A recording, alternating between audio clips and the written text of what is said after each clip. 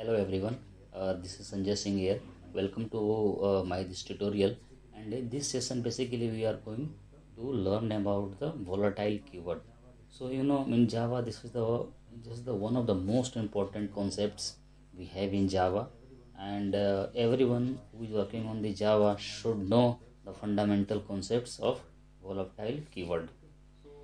Okay, so basically, you need to understand the keyword. What does it mean by volatile? Okay, so volatile means the keeps changing. Okay, so basically it will not be a constant. Okay, either for one thing or for the multiple thing.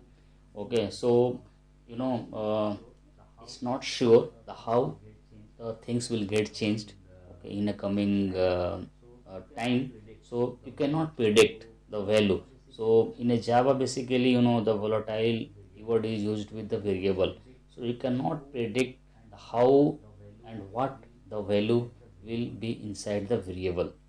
Okay, so basically to understand the volatile, first you need to understand the how our internal memory structure resides.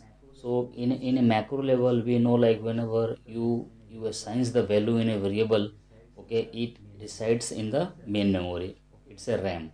Okay, but before it's reaching to the RAM, okay, like every program, either it's a single program or multiple program, it runs in a thread. So even in a Java, if you're writing a single one program, okay, inside the main, so it main itself a one thread.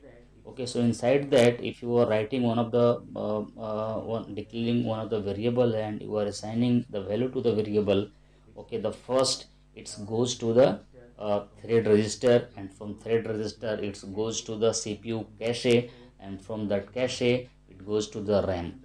Okay, so in the case of normal variable, okay, when you are reading that variable, the value of the variable, first it looks in the cache. Okay, and if the value gets available in the cache, okay, the JVM or the program will retrieve that variable from there, and it will provide you. Okay, so this is how the normal variable works.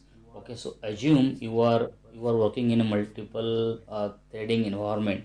So multiple thread are working in a multiple CPU. Okay, and the one thread is reading a value from the cache. Okay, not from the main memory. Okay, because the main memory has not yet got updated. Okay, but the CPU, from the CPU to thread 2 has already updated the value.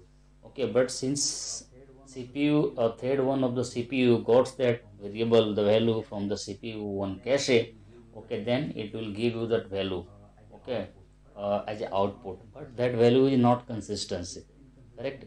It's inconsistent data. Okay, because the thread 2 has something different value, and the thread 1 having some different value.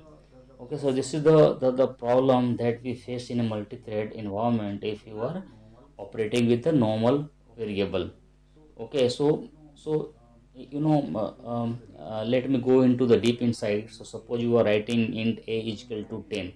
So inside, while assigning, okay, the bits gets converted. Okay, the binary format gets converted and assigned to the variable. So while assigning, it may happen like the partial gets value gets assigned. Okay, and at that point of time, okay, if thread 2 is reading that value from the cache, okay, it will have a problem. Okay, so in this place only, to resolve this issue, okay, the volatile keyword is used. So basically, volatile keyword tells to the JVM, okay, it should not catch the value of the variable in a CPU cache memory.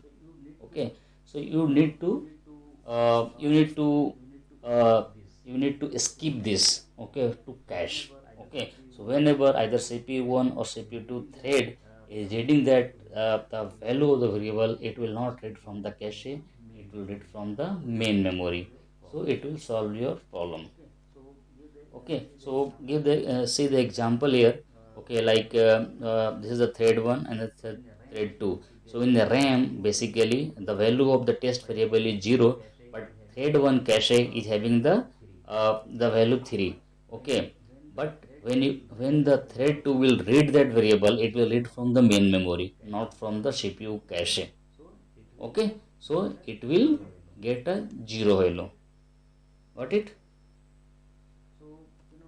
So, as I explained you, the volatile keyword does not cache the value of the variable and always reads the variable from the main memory. So when you are putting the volatile keyword, it will ensures you that the JVM will not read the value of the variable from the CPU cache, it will read from the main memory.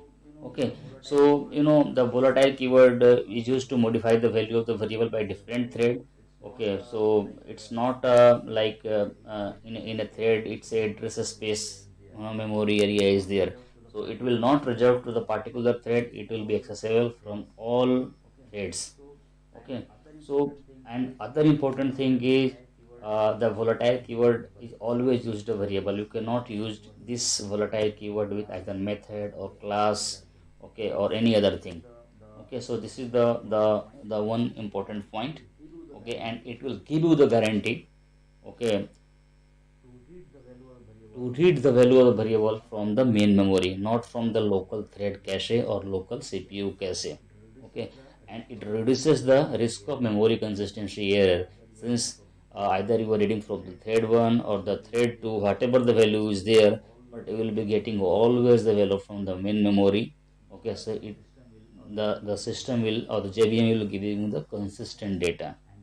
Okay, and the volatile variables are always visible to the other threads, because since the volatile